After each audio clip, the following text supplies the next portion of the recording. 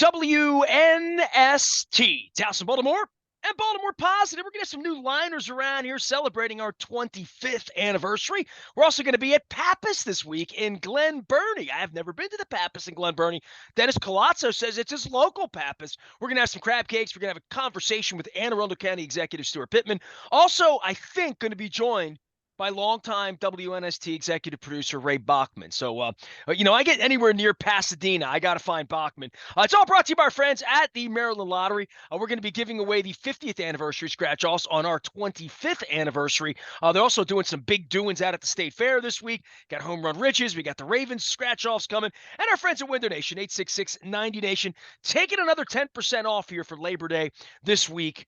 And certainly I can't imagine or remember a time, and Luke, I'm gearing up for this, right? Like, we have our 25th anniversary. I'm doing these 25 stories of glory. We're going to be talking about our signs from back in the day, our Go Terp signs, our Stomp Them Saints signs from back in the day, and the old Get Nasty signs, as well as charity and barn shows. But 33 games over 500 for the Orioles. The Ravens about to play at home with the superstar quarterback and the superstar wide receiver, and they have their own issues with their cornerback missing, and everything felt perfect. I mean, even Henderson hitting the home run, everything felt perfect until the Felix Bautista situation the other night. And I mean, it's really kind of cast a pall upon all of this, including the bobblehead, the sold-out crowd Saturday night, first place, number one seed, all of that. This is incredibly problematic for the Orioles, Luke. It definitely is. I mean, I don't think there's a way to sugarcoat it beyond the fact that they do finish the weekend 32 over 500, and they are still in first place. And as Mike Elias noted on Saturday afternoon in the Orioles dugout when he revealed that Felix Bautista had suffered, quote, some degree of injury to his UCL, that other teams go through this. I mean, the Angels are out of it, but Shohei Ohtani, torn UCL for him. We've seen the Rays with McClanahan and a number of pitchers that they've lost this year. It does happen, but when it's the best closer in baseball this year, when you're a team that plays close game after close game after close game, and we were already talking about the state of the bullpen and whether Mike Elias had done enough at the deadline, and Fujinami's looked okay at times, other times doesn't look very trustworthy. It's a very difficult pill to swallow to lose someone like Felix Bautista, but it's a pitcher. They break. That's why you need as much pitching depth as possible. And, the Orioles will have to carry on here. They're still going to make the playoffs. Time will tell whether they're going to hold off the Tampa Bay Rays. I mean, the reality is it's been a 1, 2, or 3 game lead since late July. I mean, it's been that way for a month now. It's kind of been Orioles win, Rays lose, Orioles lose. It's kind of been the way that it's worked for the most part. Although certainly the Rays gain a game on Sunday afternoon. But I think for the Orioles, it boils down to this. They're going to need a number of individuals to step up on the pitching side and on the offensive side, knowing that you're not going to have your stud closer in the 9th inning, because whether Felix Bautista, whether this injury, he can avoid Tommy John surgery or not, which, when they throw out UCL right away, that's not a good sign. I can't fathom a scenario, Nestor, realistically speaking, where we're seeing Bautista pitch again this year. And if I'm wrong, then I'll gladly be wrong about that. But when you're throwing out some degree of injury to a UCL less than 24 hours after it happens, that usually tells you it's not good. That usually tells you where this is probably heading. So from that standpoint, in the short term, we've seen Yennier Cano, who makes sense, all-star setup man, steps into the closer role. Will he be that guy every single time? Probably not to the same degree that Bautista has been, but... Well, we have less baseball, too. There are going to be less decisions to make between here and the end. The real decisions come in October. I mean, at this point, like, you still think of this team at 32 games over 5. They're making the playoffs. They're going to play big games. So what happens between now and then?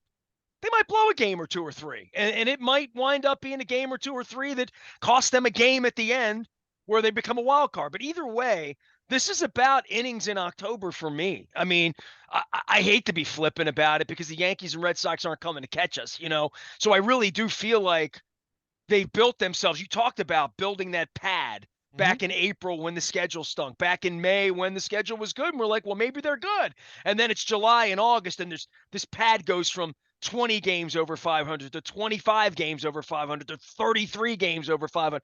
Oh, that's great. And but who's going to pitch in October? And I mean, that's where the Royals kicked their ass, 9 years ago, right? Like it's that seventh, eighth, ninth inning, figuring that out and having starting pitching up. That's good enough.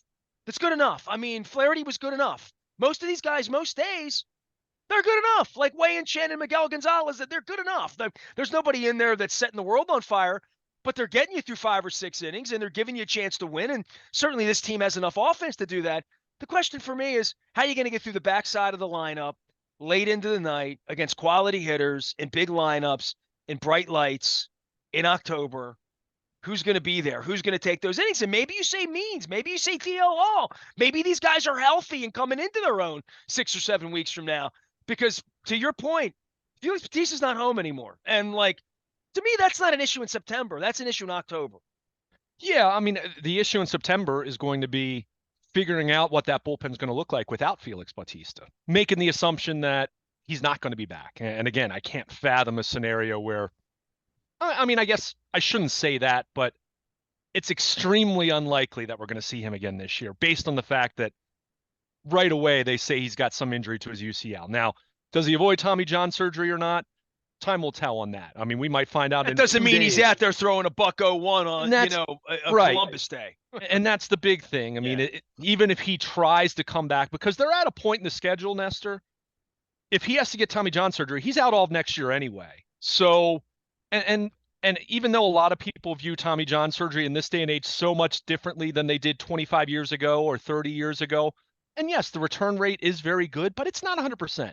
So in many cases, you will go at it from a conservative approach, at least for a little while. And the timing of the calendar for him, they'll probably do that with Bautista at least a little bit, I would think, unless it's just, unless it's completely, if he ruptured it or if it's almost a full tear, then, they're just not announcing it right away. But these next 5 weeks, these next 4 weeks are going to be about figuring that out. Let's say for right now, for argument's sake, Yennier Cano does a pretty good job in the 9th inning. It's not Felix Bautista, but hey, he's pitched really well in August. He's looked more like the guy we saw in the first half of the season here over the last. He can't weeks. get you 3 outs in a 2 or 3 run ball game, right? Right. Well, but the point is against bad teams too, mostly. But we talked about this last year when they traded Jorge Lopez at the trade deadline and Felix Bautista. Everyone said, well, he can move into the 9th inning. Well, what was the question, Nestor? It was who pitches the 8th inning to get to Bautista in the 9th inning. So if Cano can handle the Bautista role, and again, is he going to have that role exclusively? I think they'll match up a little bit because Danny Coulombe's pitched really well. We've seen some other guys that could potentially have that. You mentioned DL Hall. They're going to have to figure out who's going to be Cano's role then. If Cano's going to become Bautista, even if it's not the same exact extremely dominant pitcher, well, then you need someone to become Cano. So that's why I liked on Saturday seeing DL Hall pitch in the 8th inning. Brandon Hyde threw him right into the fire. And the reason why is he's got a heck of an arm. We saw him. He touched 98 miles per hour and was throwing well. And, you need to see if whether it's him, whether it's Jacob Webb. You mentioned John Means. They're stretching out Means. I think he's going to be more of a starting option at least. Well, the other thing they have are left-handers all of a sudden, right? So that's the Coulombes. It's nice to have that. They're going to need that. They're going to need matchups, really. Yeah. I mean, they have a little more. CNL Perez has been better, certainly over the last few weeks. I mean, Coulombe's been so good for them that, he's gotten right-handers out too. He hasn't been a lefty specialist per se. He looked that way early in the season, just how they used him, but he's another guy that I think could end up closing some games if you get a 9th inning scenario where 2 of the 3 batters due up are left-handed hitters. So I think Brandon Hyde will play matchups a little bit more than you would when Bautista's pitching the 9th, because it's Bautista. Who cares who's coming up? He's going to pitch. But they're going to have to try to figure that out. And, I think the other interesting name in addition to DL Hall to me is going to be Tyler Wells. They very clearly are shortening him up in the minors for a 1 inning, maybe 1 1/3, 1 2/3 kind of outings where, and we saw this with him as a Rule 5 pick a couple years ago. He actually pitched really well to the point, and I know the team was terrible at the time. So, I'm not going to sit here and say that it's the same exact scenario, but Tyler Wells finished that Rule 5 rookie year as their closer before he got shut down real late in the season. So So they're giving him the Gaussman role, but without from 10 maybe, years ago? I mean, it might be that, right? I mean, but they've shortened him up. He's going to be part of that bullpen picture. I mean, we've seen Jacob Webb, Saturday aside, we've seen Jacob Webb pitch really well since they claimed him off waivers from the Angels, which I still can't figure out why the Angels gave him up because he's been pretty good for them. So it's not as though the cupboard's entirely bare, but it's not as simple as just saying next man up. And I know fans say that, and we talk about that with the Ravens all the time. Felix Bautista is not a next man up guy. Felix Bautista is Felix Bautista, who's been the best closer in baseball. There's a reason why he was garnering at least some Cy Young attention. Do I think he was going But to he win was it? only going to Probably pitch not. 10 innings this month, right? And Well, that right? I mean, like, what? right. Well, and that's where I was even having this debate with some other reporters late Friday night when, And then you're as you assuming said, you're winning 70% of the time, like they've been doing lately, right? Like, that's another part of this, right? yeah, well, and I mean, the reality is I fully expect them to continue to have leads in the 8th and 9th inning. I mean, they've played that way all year. Why is that going to change now? It's going to be what you do with those leads now when you don't have Felix Bautista. So the nice thing for the Orioles, and again, Sunday's loss notwithstanding, they still won 2 out of 3. It was strange to see Ty Block, Nestor, who I'm sure you had no recollection of. He was one of the worst pitchers that we saw the Orioles have during their, the darkest times of the rebuild. He shuts them down. But you look at the schedule: 3 with Chicago, 3 with Arizona, who has bounced back and playing better of late. But then they play the Angels at Boston, 3 against St. Louis until the Rays come to town for that mid-September 4-game set. So they've got a 2-week period here where the schedule is, I want to say it's soft because it's still Major League Baseball and you still have to go out there and pitch well and do the things you need to do to win. But it is a softer schedule the next couple weeks, which they've got to figure out some semblance of new roles for everyone in that bullpen because we know Batista's at least out the next couple weeks, right? I mean, even the miraculous scenario, he's on the 15-day IL, so he's at least out for 2 weeks. But of course, you're preparing for the worst at this point in time. So you do have a schedule that sets up for Brandon Hyde to move pieces around, try some things out. To your point, this is about October. They're going to be in the postseason. They're Felix Bautista being sidelined for the last month of the season is not costing them a playoff spot.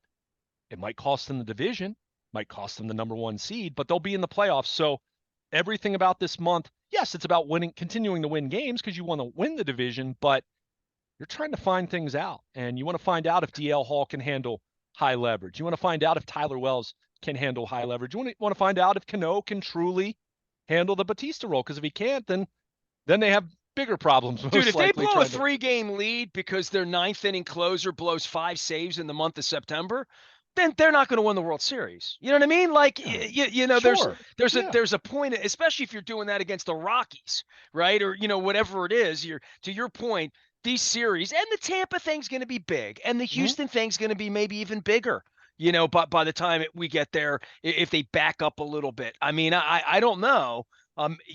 Maybe Houston will wind up helping Texas. I mean, they would never want to do that. But it does set up to be the season got a lot more interesting when he got injured, right? From I think they can win the World Series to same feeling I had when Ronnie Stanley got hurt a couple years ago. I turned to my wife when he's getting carted off, and I'm like, they can't win the Super Bowl without him. And the Marlon Humphrey thing for the Ravens, we'll see how that goes. You're more optimistic that he's going to be running around on my birthday, which is, London weekend, middle of October. I'm not. In this case of Bautista, I think we're all we don't believe he's really going to pitch in October. I mean, no. I don't at this point because I don't think they do. And to your point, like you were talking about the 9th inning and me just saying it's 10 innings. That's a little flippant of me to say it's 10 innings because I think it affects everything after the 5th inning for them every night. And especially when you start mixing and matching, and they don't play 14-inning games anymore, so you don't have that going on anymore where you'd really like rip a bullpen up or double headers or any of those kind of weird things that do that. But they do have some arm deficiencies. We've talked about the bullpen all of July, right? All of June and all of July. Once Cano got a little questiony around the All-Star break, we're like, all right, do they have enough bullpen? Do they have enough? You didn't mention Fuji, and I guess he's got this bedwetting propensity in situations where I don't know, they may have to pitch him in the sixth inning of a game 3 in Houston next month, right? Like they're going to have to, but they're not going to want to. And I think that's where Hall, Means, Wells, these guys that aren't a part of it right now, that have not ever been a part of it over the first 130 games, we're looking at them and saying, all right, maybe this is the spot in September where they'll try things. They're going to have to, right? Yeah, and that's what it's going to be about. I mean, let's keep in mind, 2 years ago, I'm only talking 2 years ago, so the end of the 2021 season, no one was talking about Felix Bautista. He was in the minors. He had the beginning of 2021, he was in single A, and he got all the way to triple A, and okay, he was kind of sort of on the radar at this point. But my point is, you didn't know what you had until he was in the majors, and suddenly you're like, wow, this guy's unbelievable. So, and by the way, being old and being a reliever is not such a bad thing, right? You're 27 and 28. You're throwing Bs at AAA. They'll bring you up and give you a chance, and maybe you turn into Danny Coulomb. Maybe you turn into Lee Smith. I don't know, but at least you get a chance. I mean, in any organization, because they need arms, and it is an unnatural thing for you to do, to pitch. For any of us, go throw a wiffle ball tomorrow and see, and you see how your shoulder feels, because it's not natural to do it. And at some point, all these guys' arms fall off. I mean, it's astonishing through the history of baseball how many guys had shoulder problems. Strasburg retired this week, right? He was going to the hall of wherever he was going, and then he fell apart. Pitching, man, it's like vapor. It's like capturing it while it's happening, while it's going on, while a guy feels good, while he's throwing strikes. I mean, Fuji's the greatest example of that, because he might be lights out. He might be the answer in October. He's good enough to be, if he's consistent enough. But consistency with 6'7" guys, that was Randy Johnson's problem in the beginning, right? Yeah, I mean, it's just they have, like we've said, they have some interesting options. Does that mean any of them is going to ultimately be the solution? I mean, Felix Bautista was the best closer in baseball this year, right? I mean, you can't dismiss that when you look at the strikeout numbers, when you look at everything he did for them.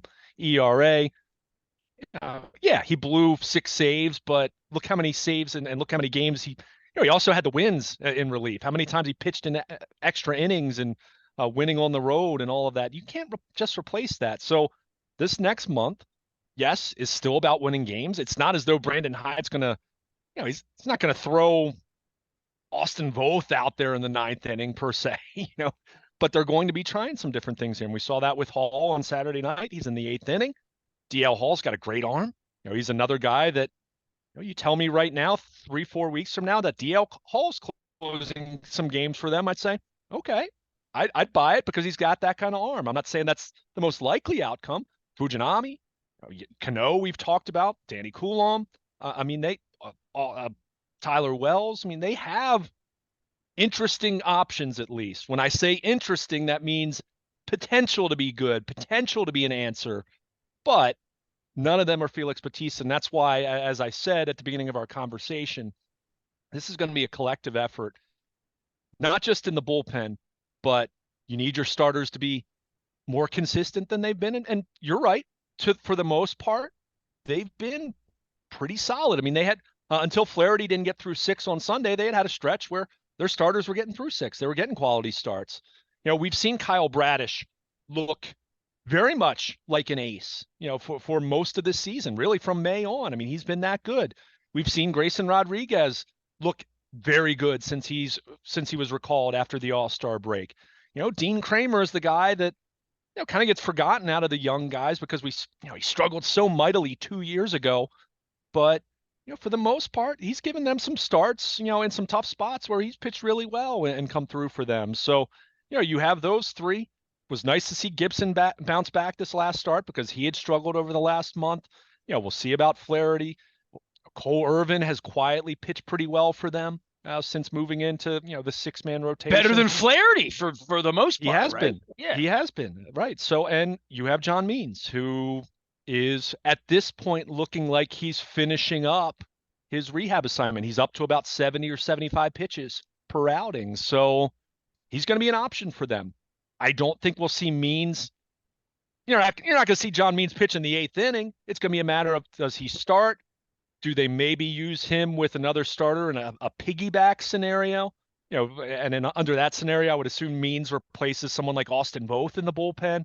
But I think I think they're keeping their mind open to Means starting some games for them in September and seeing what that looks like, knowing that he has some upside. That if John Means looks like John Means by September 21st, maybe he is your 4th starter in your rotation come October. So it's nice to at least have a few more options now than they had at any point during the season, to the point you made a couple minutes ago. But they don't have their best option. It sucks. Yeah. I mean, there's just no way to sugarcoat it. And that doesn't mean they can't make a run in October. Doesn't mean they can't win a series and get to the ALCS, but it is very difficult to look at this and say, you imagine a path for them winning the World Series without Felix Bautista. And that's the bummer here. And that's rough. But I will remind everyone, the Orioles got to the ALCS in 2014 without Manny Machado, without Matt Wieters all year, basically, with Chris Davis being suspended in September. 2012, it was early September when Sabathia hit Nick Markakis and broke his thumb. Markakis had been one of their best players for the second half of the season until that happened. Nate McLeod stepped in. They still made the playoffs. So it's not as though you just say the season's over. No one's suggesting that. You're disappointed. There was a lot of disappointed guys in that clubhouse on Saturday. Believe me, you could tell it was a tough day for that club, but the way they answered and came out and won the game on Saturday night, that's what you have to do. And you're going to need guys to step up across the board. You need your offense to be a little bit better, maybe to the point where you don't have quite as many save scenarios right off the bat, as I've joked about all year. Well, they've been exciting as hell, right? Whether it's O'Hearn hitting home runs or, I mean, like it does remind me of 79 as a fan, and not so much 97 where they were loaded with stars and the payroll and all that. Just sort of like Rich Dower getting a hit, or Kiko Garcia getting a hit, or Jim Dwyer in 83 getting a hit, or Benny Ayala getting a, I mean, they just have a team of, because it wasn't about Cal and Eddie every night. It was some nights, but it's not about anyone. It's a collective. Everybody here's been a star at one point. McCann. I mean, you name it. I mean, Urias, Mateo, and they've all been goats too. I mean, Henderson threw the ball in the dugout the other. I mean, he's 21 years old. I don't know. It reminds me of Machado coming up from where they were 10 years ago. I think he's, much more polished human, at this point, and still not without flaws. I mean, I see the team make young guy mistakes, and I see them have errors in judgment, and I see them run the bases sometimes like Charlie Brown. And I mean, I've seen all of that, but my God, they're fun, and they deserve this opportunity in October to have a good punch. And I guess that's the part for me, being the wise old sage guy here who's trying to win 40 years later like everybody else, but just seeing this is, it could be devastating. And if they don't win the World Series, we'll look back and say, what if? In the same way you mentioned Markakis, I'll still say 12 was their best chance to really win the World Series. They went up to New York. They had a one game. They could have played through. They could have gotten to, that would have been their chance. They miss Markakis a lot. And I think in the end, 10, 12 years later, you look up now and say, he's a way better baseball player than maybe in the end. When he left, he did better things than most any of them did. Really, for the pedigree he was, that kind of leadership, that would have helped them that last 6-7 weeks. They needed him. Yeah. 14 was a better team than 12. Anyway, 12 was a better chance, I thought. I mean, they were in the ALCS against the Royals. Kansas City was so much better than them by the time they got there. I think that was proven out. They weren't beating them 6-1. They hit the ball. They were close games. 14 was way better than 12. I'm going back to the injury, Labor Day injury to a key player. And Markakis batted 5 times tonight. Played. I mean, to your point, you mentioned Nate McLeod and whatever. We don't remember Nate McLeod because they didn't win. And in the case of Bautista, I see this, to your point, as like, well, he's going to pitch 10 innings this month, but where are those leverage points in October, and how do they replace that over the next 6 weeks? And what will the legend of all this be? Because if they win the World Series without him, that's been done too. Yeah, I mean, look, there have been teams that have lost players as great as Felix Bautista and still played deep into October. I mean, and part of this was also this is such a young team, not much experience in terms of postseason experience. I mean, you've got a handful of guys who've been in that arena, not many. And even the guys who've been in that arena, it's a Kyle Gibson pitching a little bit here and there. It's Jack Flaherty who's done it a little bit. We're not talking about, it's not Justin Verlander or Max Scherzer or guys like that. So there was always that question of how this team's going to respond once they get to October. So when you lose a Bautista, it's like, oh my goodness. And look, we don't know how he would pitch in October. Let's be clear, because some people were panicked about him giving up a home run at the All-Star game. It's like it's an All-Star game. It's not the World Series. But your point's well taken, and they're going to need it. That's why I said everyone else is going to have to step up. I mean, it's a collective effort when you lose someone like that.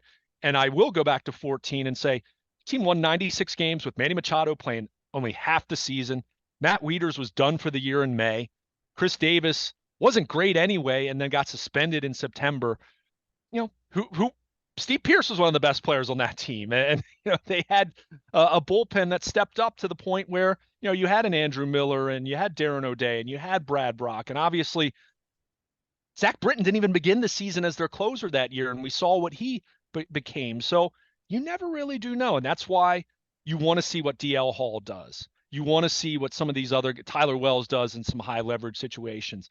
You hope Cano can handle it, but you need some other guys to step up to eat up those innings and handle those high leverage spots. So we'll see how it plays out. Season's not over, but certainly your path to a deep October run got way more difficult when you lose someone like Felix Bautista.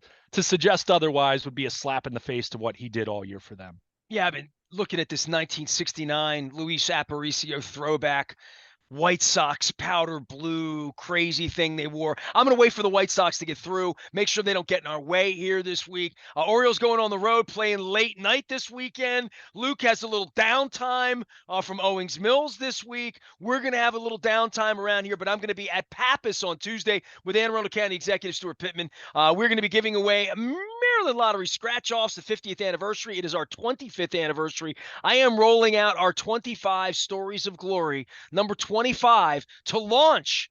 Luke Jones, you'll remember this, September 1st, it's going to launch, because September 1st was the first time we did a Get Nasty sign, and it was a Get Nasty Dump Trumpy sign. So we're going to show the signs. Number 25 in our Stories of Glory are the legends of the WNST signs. I'll be holding them up. Here's one for you, Luke. This will 1996, my friend. There you go. Clobber Cleveland. 97, excuse me, 97. 96 was Spank the Yanks. Wacko for Flacco. We got Fear the Foo. We have all of the signs. So we will be having some fun with signs.